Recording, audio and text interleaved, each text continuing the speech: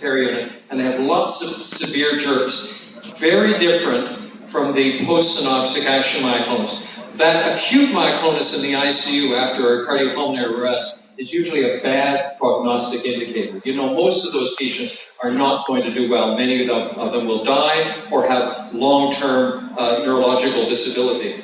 So Lance and Adams first recognized that some people, especially as I say with respiratory arrests, will have this syndrome. This was one of the first patients I saw when I came back from England working with David Marsden. And I took care of this man for probably about 10, 15 years before he developed Alzheimer's disease and died.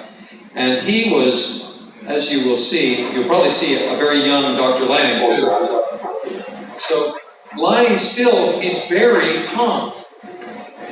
But any attempted movement, and you see why you think this might be ataxia. There are both positive and negative myoclonus. The negative myoclonus is often axial. Can you hold your hands out front without turning yourself? Is that possible? Yes. So again, if he lies still, there is no movement. The minute he makes, and most of these patients have multiple types of stimuli inducing the myoclonus. Sound, light, touch, as well as proprioceptive movement. And you'll see very light touch in a minute. So this is the more severe generalized Lance-Adams syndrome that they first described. This is before I had any white hair at all. Put your heel on your knees. No, this is Toronto. That's me with a mustache and dark hair. Right leg. Okay, so look at this. This is a single ply Kleenex touching his finger.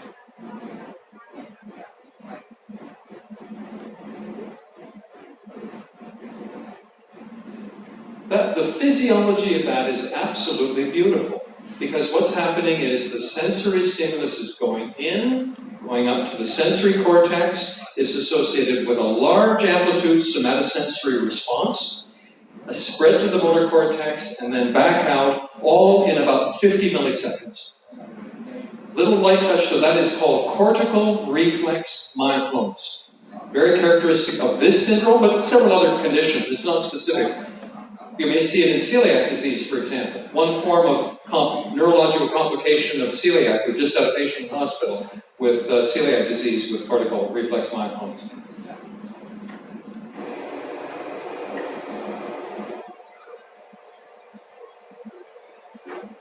And again, that is a single ply tissue, just lightly touching this finger.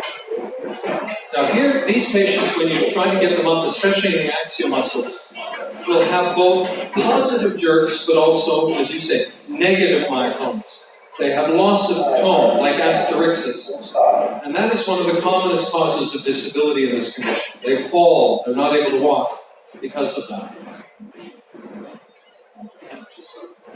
But once again, this is an eminently treatable disorder. And so it's very important for you to know. They usually require 2 to 5 different drugs in combination. Rarely do you get response with a single drug.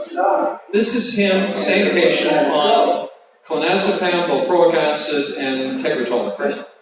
And he got much better than this still as I continue to follow him and treat him. Hold your fingers on the Levetiracetam, very good drug in these patients as well. See, he still has a lot of jerks, but at least he's able to do these things. He's able to stand unsupported now with early treatment. And as I say, he got better still, and I followed him for a long time after that. We'll just show him standing so that you know. But he's still got the microphone. Can you place it?